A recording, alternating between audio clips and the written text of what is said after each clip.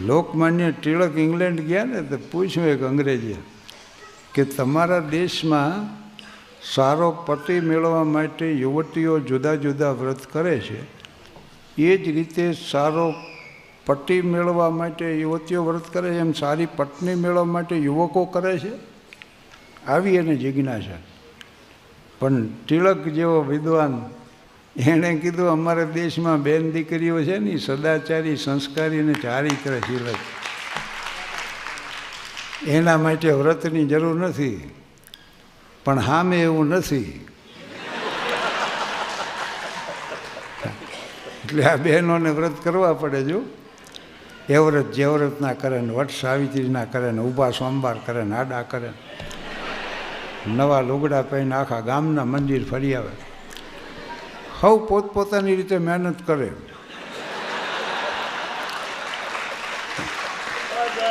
હા, ફરવાળા ભાગમાં હોય થઈને ઊભું રહે. પણ એક વાત છે કે આ બહેનો એક જ રાત જાગે છે ને એને જાગરણ કહેવામાં આવે. અને આ 45 વર્ષથી કરી છે એ ઉજાગરા.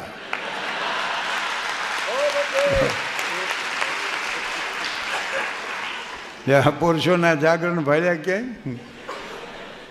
અને આપણો દેશ છે એટલે પ્રશંસા નથી, પણ lady like Sita and book like Gita have also been produced in India and India alone.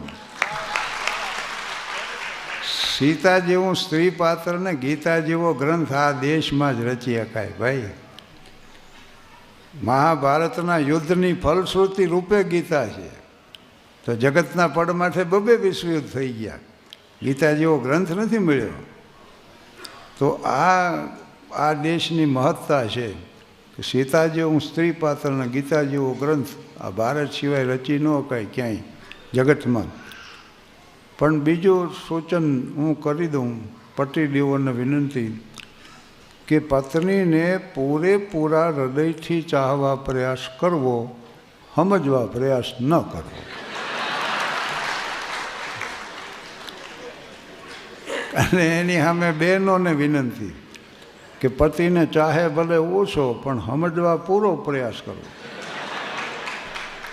કારણ કે એને બહાર કોઈ સમજતું જ ન હોય, એટલે બધા પતિ એમ ઈચ્છા રાખે કે મને કોક સમજે.